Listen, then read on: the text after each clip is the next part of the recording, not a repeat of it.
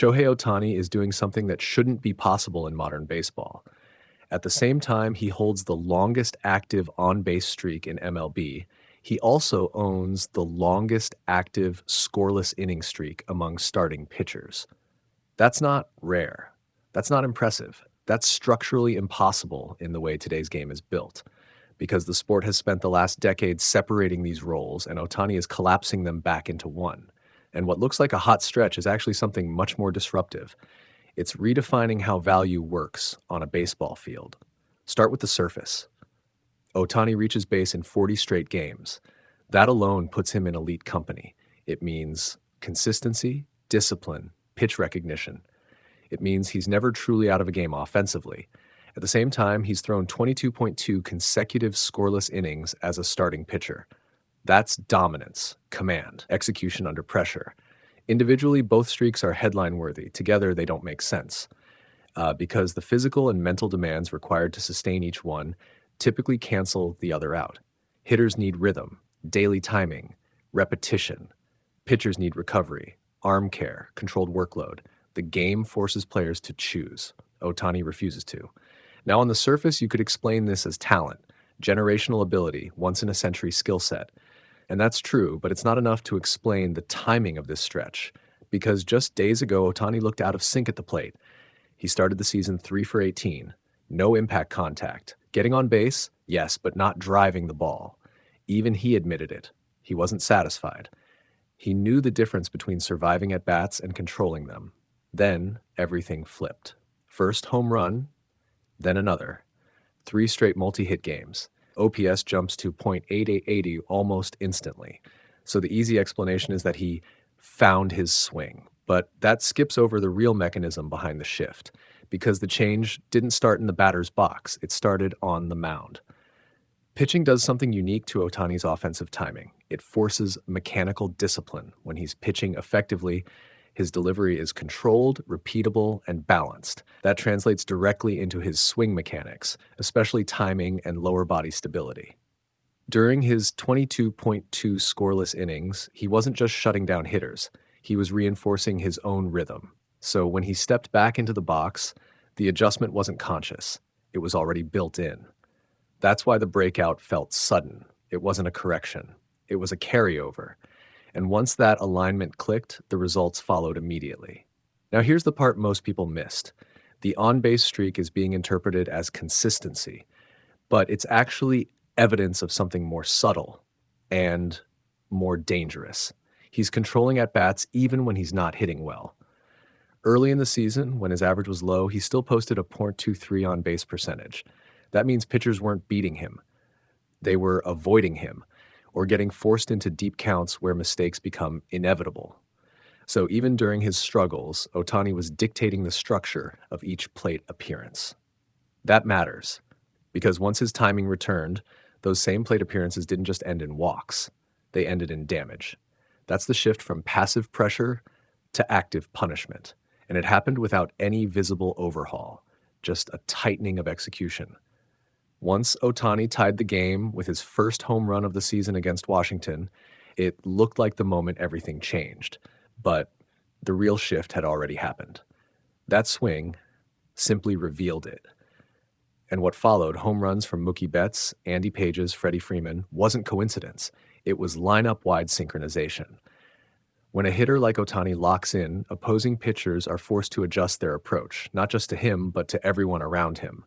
They speed up, they challenge more, they lose sequencing discipline, and that's exactly what happened. The Dodgers didn't just get hot. They capitalized on a pitching staff that had lost its structure. And once that happens against a lineup like this, the damage compounds quickly. Now add one more layer. Mookie Betts is expected to miss time with an oblique strain. That removes a stabilizing presence at the top of the lineup. In most teams, that creates pressure. For the Dodgers, it creates concentration, because now even more offensive weight shifts onto Ohtani. And historically, that's when his performance doesn't drop. It sharpens. Not because he tries to do more, but because the game flows through him more consistently, more at-bats, more leverage situations, more control over outcomes. And when you combine that with elite pitching form, you get something we almost never see. A player influencing both run creation and run prevention at elite levels simultaneously, not in theory, in real time. So what's the actual takeaway here? It's not that Ohtani is on a hot streak. It's that he's operating in a feedback loop that amplifies both sides of his game. Pitching sharpens his mechanics. That improves his hitting. Improved hitting increases pressure on opponents. That creates better conditions for his next start. It's a closed system, and right now it's accelerating, and that's why this stat line feels unbelievable, because it's not just rare. It's self-sustaining dominance across two roles that are supposed to compete with each other. Shohei Ohtani isn't just breaking expectations. He's breaking the structure those expectations were built on. 40 games on base, 22 and 2/3 scoreless innings. Those numbers don't belong to the same player. They're not even supposed to exist in the same conversation. But somehow, they do. Because Shohei Ohtani is breaking the logic of baseball again. Right now, Ohtani holds the longest active on-base streak in MLB. 40 straight games of finding a way. Hits, walks, pressure, constant. At the exact same time, he hasn't allowed a run in 22.2 innings as a starting pitcher. That's not balance. That's domination in two completely different worlds, and it shouldn't be possible. Here's where the tension builds. Even during this stretch, Ohtani wasn't satisfied. Getting on base wasn't enough, not for him. He said it himself. He wasn't making the impact he expected. Think about that. A player reaching base for 40 straight games, calling it incomplete. That's the standard. And then came the release. Against the Washington Nationals, the Los Angeles Dodgers needed a spark. The offense had been flat, the energy missing. Ohtani stepped in and changed everything. A 3-run homer, game tied, momentum flipped. Then he did it again 2 days later, another home run, another comeback win. Just like that, the lack of impact was gone. That's the moment the story shifts, because this isn't just about streaks anymore. It's about timing. Ohtani didn't just stay productive during a slump. He controlled it. He stayed on base. He kept innings alive. He didn't break. And the second his power returned, the entire system unlocked. 3 straight multi-hit games, OPS climbing fast, pitching still untouchable. That's not a hot streak. That's convergence. And here's the turning point most people are missing. The Dodgers don't just rely on Ohtani, they stabilize around him. Manager Dave Roberts said it plainly. When Ohtani plays well, everything feels lighter. That's not hype. That's structure. Because when your best player is dominating both sides of the game, pressure disappears for everyone else. Pitchers attack more freely, hitters stop pressing, the lineup flows. You saw it in Washington. After scoring just 23 runs in their first 6 games, the Dodgers exploded for 31 in one series. That's not coincidence. That's gravity. And now the stakes rise. With Mookie Betts sidelined, the weight shifts even more onto Ohtani. More at-bats, more responsibility, more attention from every opposing pitcher. But here's the problem for the rest of the league. What do you even attack?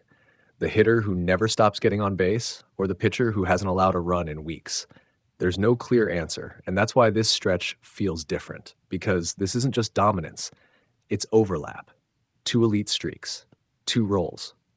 One player controlling both. We've seen great hitters, we've seen dominant pitchers. We've never seen this at the same time. 40 games, 22 scoreless innings, and somehow it still feels like he's just getting started. One player, 2 paths, no precedent.